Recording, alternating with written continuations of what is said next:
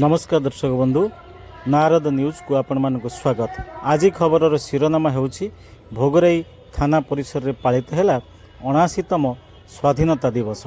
हाँ दर्शक बंधु, भोगराई थाना परिसर रे आज 79तम स्वाधीनता दिवस पालित हो जाइछि।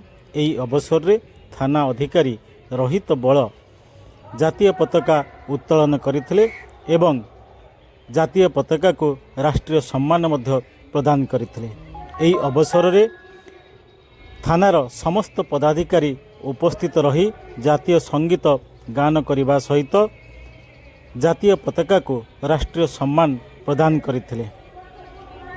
एभली कार्यक्रम भोगराई थाना परिसर रे अत्यंत आनंद उल्लासर सहित पालित हो जाइछि एवं आजिर दिवस रे किभली भाबरे देश मातृकार रक्षा करिबा पई समस्ते निज जीवन को उत्सर्ग करिवे एवं समस्तंकु किभली भाबरे पुलिस तरफ सुरक्षा दे जिवो एवं पुलिस निजर किभली भाबरे कर्तव्य पालन करिवो से बाबद रे समस्ते शपथाबद्ध होइथिले।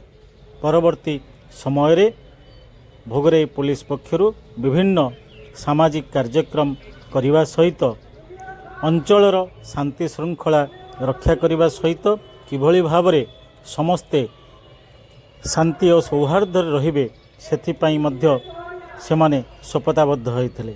Bureau report, Narad news.